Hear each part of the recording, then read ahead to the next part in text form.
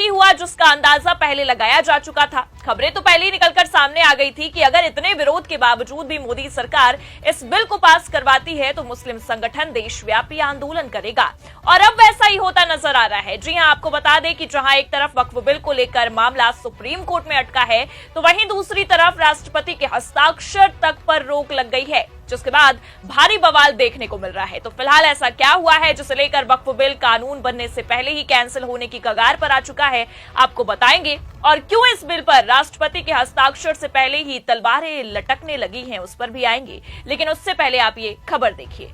NBT की खबर में साफ साफ लिखा हुआ है कि वक्फ संशोधन विधेयक के खिलाफ देशव्यापी आंदोलन की तैयारी, मुस्लिम पर्सनल लॉ बोर्ड ने किया ऐलान।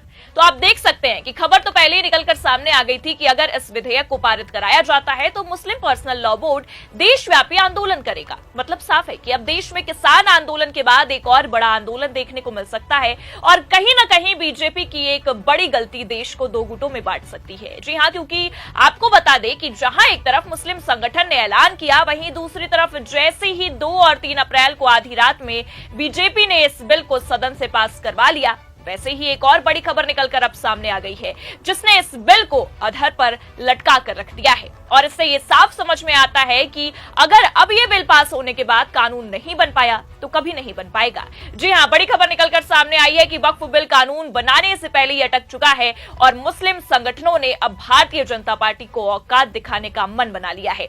एबीपी की खबर में देखिए, आप लिखा हुआ है, मुस्लिमों पर हमला है वक्फ कानून, एआईएमपीएलबी ने जताई कड़ी आपत्ति, राष्ट्रपति से मीटिंग के लिए मांगा समय। तो आखिरकार वही हुआ जिसका डर सता रहा था। एक तरफ विपक्ष इस बिल के पास होते ही सुप्रीम कोर्ट पहुंचा है, तो वहीं सुप्रीम कोर्ट में पहली याचिका दायर हो गई है, जल्द ही इस पर सुनवाई होने की संभावनाएं भी जताई जा रही हैं। तो दूसरी तरफ आप ये खबर भी देख सकते हैं जिसमें साफ लिखा हुआ है कि अब मुस्लिम संगठन अपनी कही गई बातों के आधार पर आंदोलन करते नजर आएंगे, और राष्ट्रपति के इस बिल पर हस्ताक्षर से पहले उनसे मुलाकात का समय भी मांग चुके हैं। देखिए, खबर में आगे लिखा भी है, all India Muslim personal law board ने हाल ही में संसद द्वारा पारित वक्फ संशोधन विधेयक 2024 को लेकर अपनी नाराजगी व्यक्त की है और राष्ट्रपति द्रौपदी मुर्मू से तत्काल मुलाकात करने का अनुरोध किया है। बता दें कि ये कानून संसद में पास हुआ है, लेकिन अभी राष्ट्रपति ने इसे मंजूरी नहीं दी है।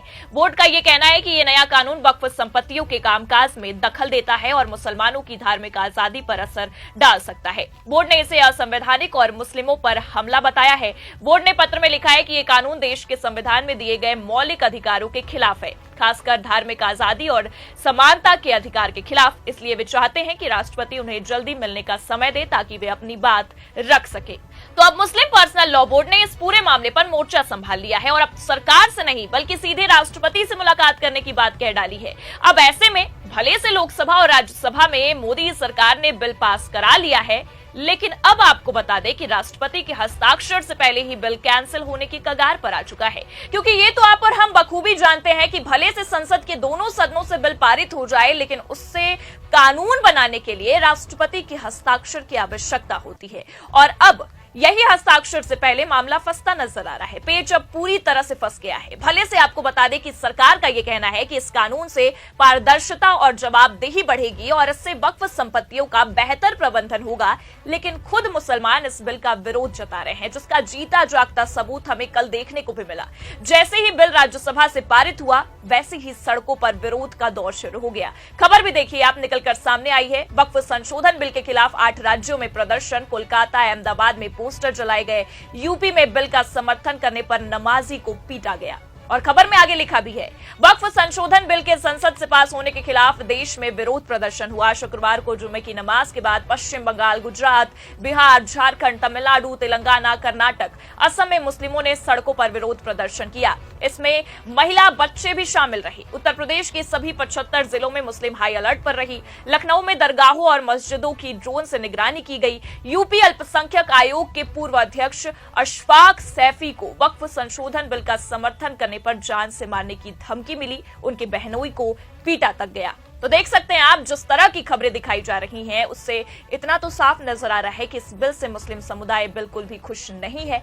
बल्कि सड़कों पर इस तरह से विरोध जता रहे हैं, जो ये साफ कर रहा है कि आंदोलन और भी खतरनाक होने वाला है। ये तो अभी शुरुआत है, लेकिन हाँ, सरकार जरूर ये दावे कर रही है कि ये बिल उनके लिए है, उनके हित में है। इस बिल को मुस्लिमों के लिए बनाया गया है। अब ये मुस्लिमों के हित में है या राजनीतिक रोटियां सेकने के लिए इस बिल को आधी रात में पास करवाया गया है, ये तो सरकार और उनके आलाकमान ही जाने। लेकिन अब इन सब से इतना तो साफ है कि अब देशव्यापी आंदोलन शुरू होने की कगार पर आ चुका है और अब इसकी शुरुआत राष्ट्रपति से मुलाकात होते ही हो जाएगी, क्योंकि आप भी जानते हैं कि पहले ही विपक्ष ने इस मामले में कमान संभालते हुए सुप्रीम कोर्ट का दरवाजा खटखटा दिया है। और केवल विपक्ष ने ही नहीं, बल्कि सहयोगी दलों के नेताओं ने भी ये साफ कर दिया है कि वो इस बिल से खुश नहीं है और इस बिल को कानूनी चुनौती देंगे। मतलब आप देख सकते हैं कि ना मुस्लिम संगठन खुश है, पूरा का पूरा मुस्लिम समुदाय इस बिल का विरोध जता रहा है और विपक्ष ने तो मोर्चा भी संभाल लिया है। और केवल विपक्ष ने ही नहीं, बल्कि एनडीए के सहयोगी दलों की ही तमाम नेता इस बिल के विरोध में है।